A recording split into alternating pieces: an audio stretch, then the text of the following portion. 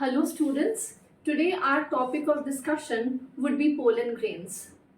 So in the last class we have understood about what is microsporogenesis, and in this lecture we will understand what is a pollen grain. So whenever we are talking about the pollen grain, please remember that the pollen grain is the male gametophyte.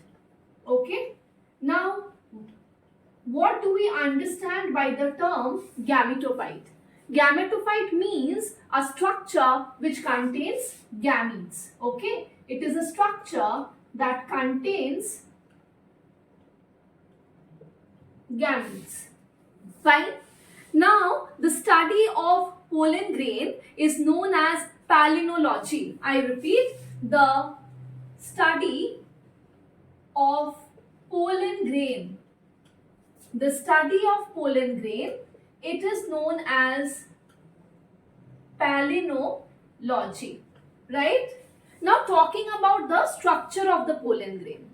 The pollen grain is spherical in structure with a diameter of 25 to 50 micrometers, and this is a question which has been asked in your NEET examination. So let's note the same. So it is having a spherical structure and the diameter of the pollen grain is between 25 to 50 micrometer.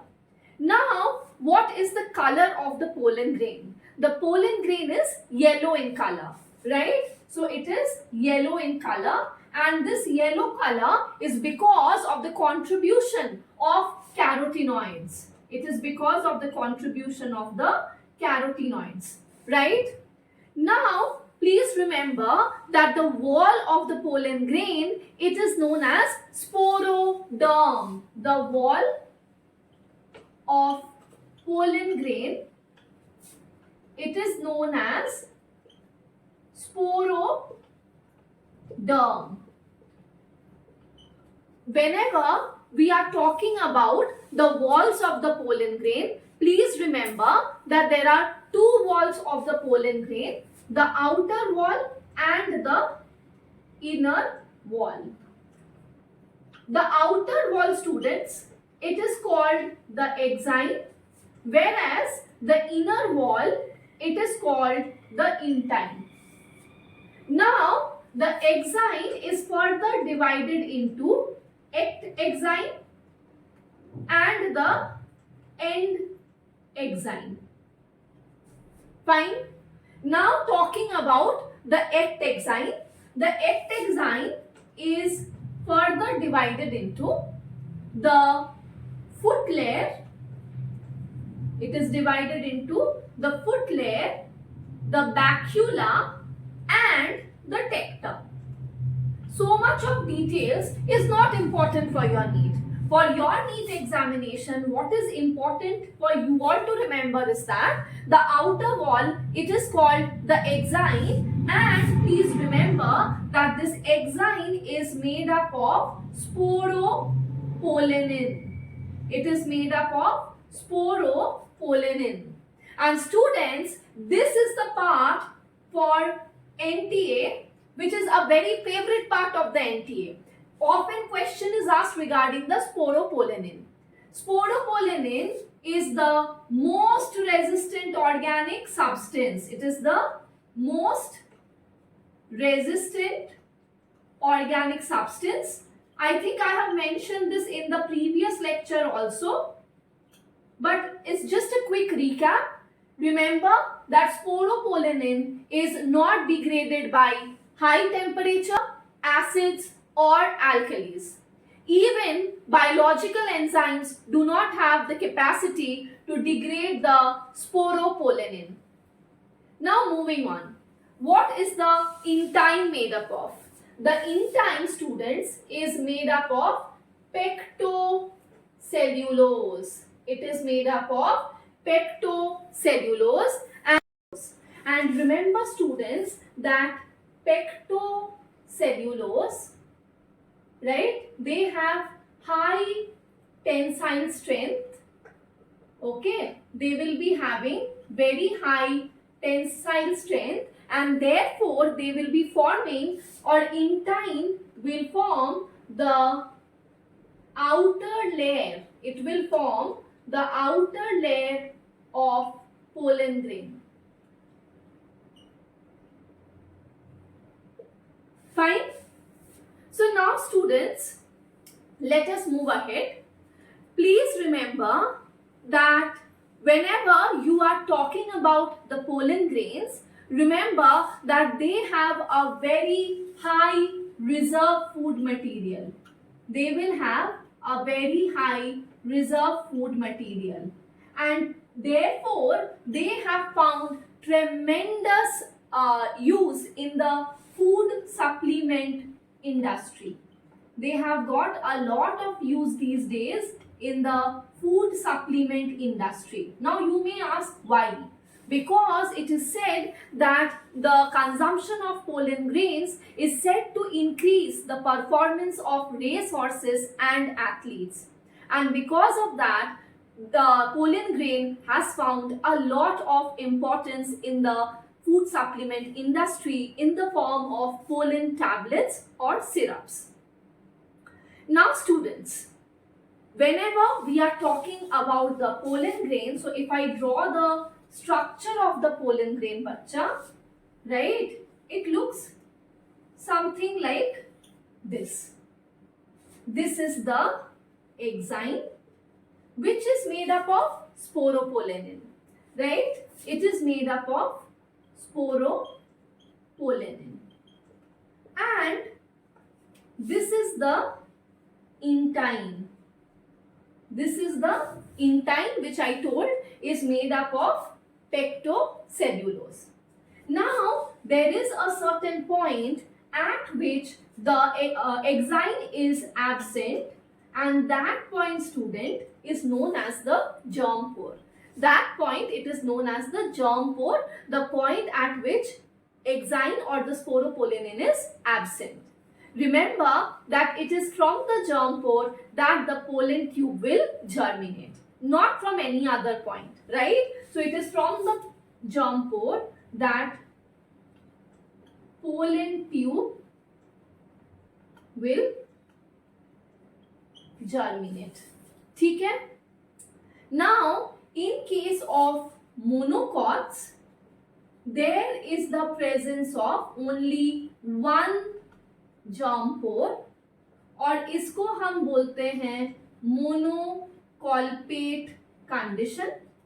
और अगर मैं dicots की बात करूं, सो they have 3 germ pores, जिसको हम बोलते हैं ट्राइकॉल्पेट कंडीशन. ठीक है?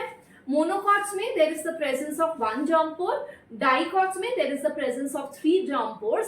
मोनोकॉट्स में इसलिए हम बोलते हैं मोनोकॉल्पेट कंडीशन, और डाइकॉट्स में हम बोलते हैं tricolpate condition.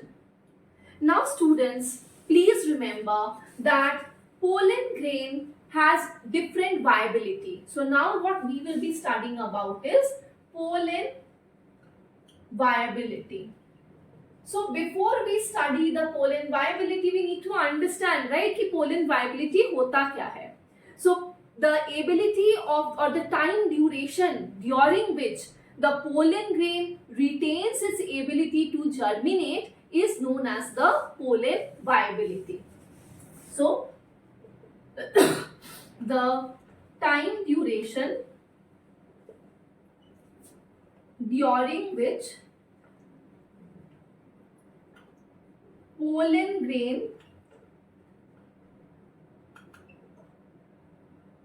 retains its ability to germinate is called pollen viability.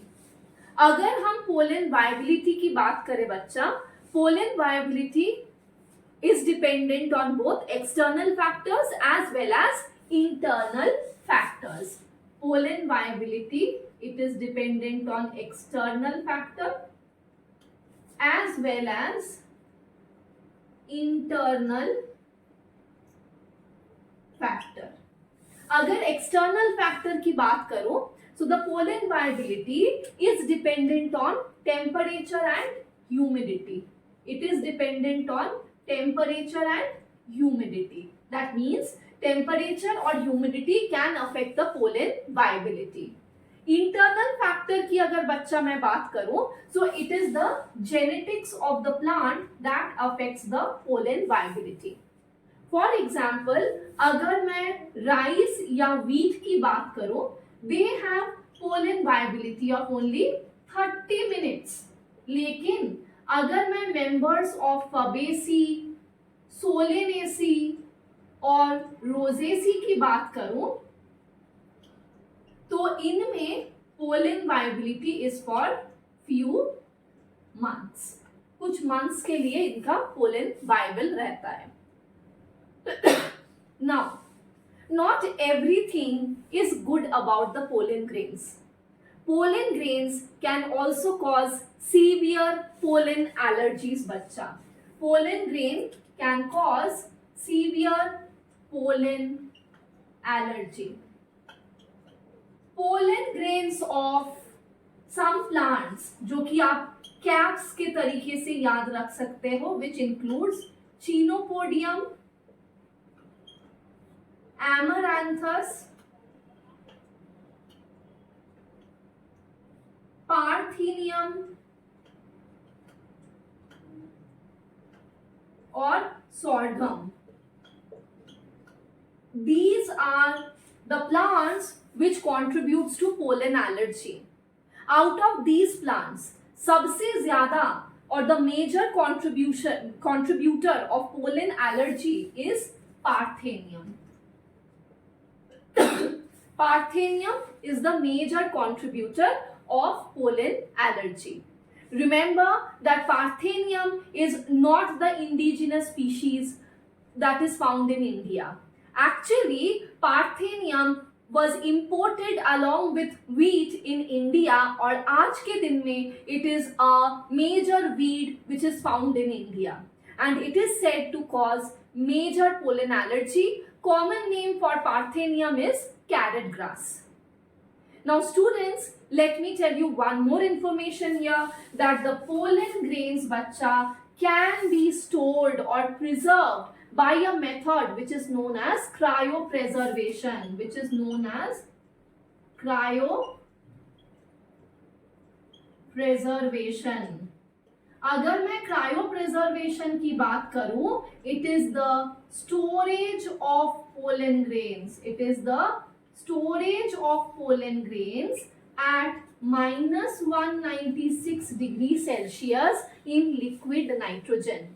Liquid nitrogen में हम पोलन ग्रेन्स को स्टोर कर सकते हैं, and these pollen grains can later be used for several plant breeding programs. Now students, let us go into the concept of microgametogenesis. ठीक है, अब हम लोग क्या पढ़ने वाले हैं? Now we are going to study about microgametogenesis. अगर मैं माइक्रोगैमेटोजेनेसिस बोलूं बेटा, what is microgametogenesis? It is the process of formation of the male gamete. मैंने क्या बोला था कि pollen grain is the male gametophyte, और ये भी कहा था आपसे कि male gametophyte यानी कि a structure which contains the male gamete. लेकिन अभी तक तो हम लोगों ने male gamete का formation देखा ही नहीं है. So by the process of microgametogenesis हम मेल गैमीट के फॉर्मेशन के बारे में बात करेंगे.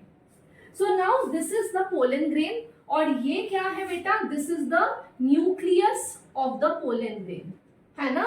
This pollen grain बच्चा will undergo asymmetric mitosis. ये जो pollen grain है, it will undergo asymmetric mitosis. ठीक है, and it will be forming the two cells, and it will be forming two cells. अगर यहाँ पे assume कर लो कि ये asymmetric mitosis हो गया है, so it will be forming two cells. The larger cell बेटा, इसको हम बोलते हैं vegetative cell, और ये जो smaller cell है इसको हम बोलते हैं बच्चा generative cell.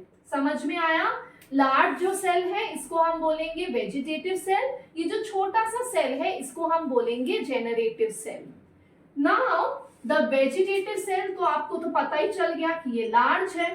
And you look at the nucleus of the vegetative cell, इसके जो न्यूक्लियस होता है बेटा, it has an irregular nucleus. ठीक है, vegetative cell has the presence of irregular nucleus, or the vegetative cell also contains reserve food material बच्चा। vegetative cell will also contain reserve food material. Remember, later on the vegetative cell will form the pollen tube, and that is why the vegetative cell is often referred to as the tube cell. समझ में आया? Letter ये देखा जाता है that vegetative cell contributes to the formation of the pollen tube, इसलिए हम vegetative cell को tube cell भी कहते हैं। Talking about the generative cell, generative cell is smaller as compared to the vegetative cell। आपको देख के ही पता चल रहा है ये काफी छोटा है। And remember that it is spindle shaped. It is spindle shaped, and it appears that the generative cell is floating in the cytoplasm of the vegetative cell.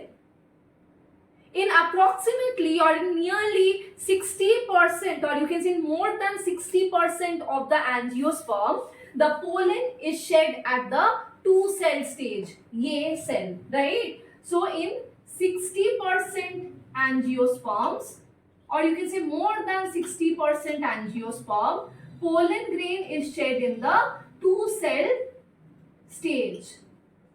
2-cell stage का मतलब क्या हुआ बेटा? 2-cell stage का मतलब हुआ कि there is the presence of a large vegetative cell and there is the presence of a small generative cell. लेकिन बच्चा अभी भी जो है मेल गैमीट की फॉर्मेशन नहीं हुआ है। So now this generative cell बच्चा, नाउ द जेनरेटिव सेल, ठीक है,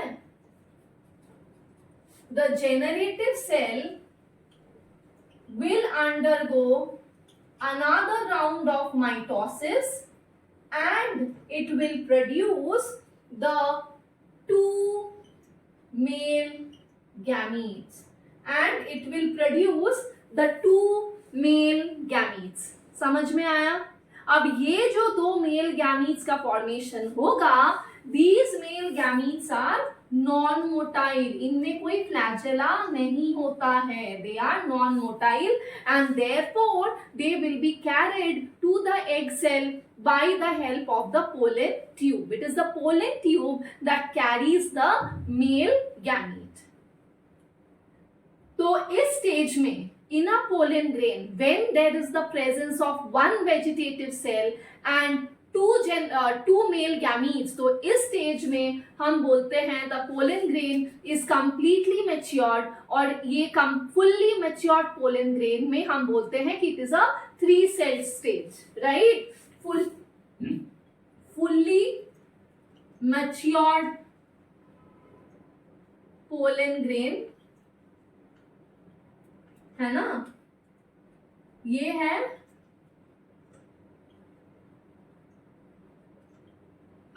three-celled stage.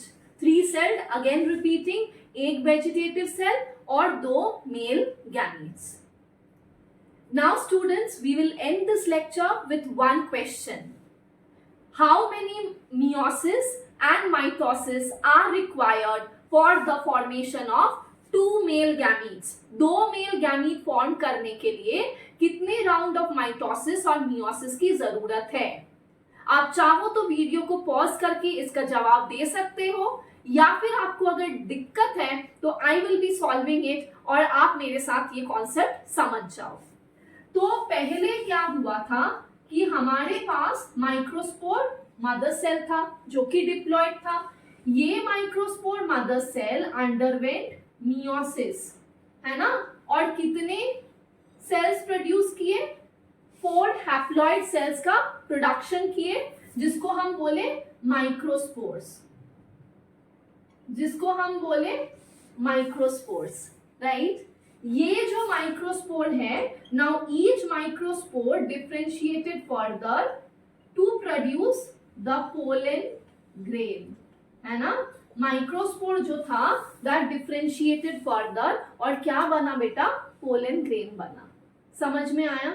ये पोलन ग्रेन में बच्चा, this pollen grain underwent first round of mitosis, asymmetric mitosis, और फॉर्म किए 2 सेल, एक वेजिटेटिव सेल और एक जेनरेटिव सेल। और ये जो एक जेनरेटिव सेल है ना बेटा, ये generative cell further mitosis undergo किए और प्रोड्यूस किए 2 मेल गैमीट को। Therefore, for the formation of 2 male gametes, there is the requirement of 1 round of meiosis and 2 round of mitosis. I hope the explanation is helpful for you in your NEET examination. Thank you.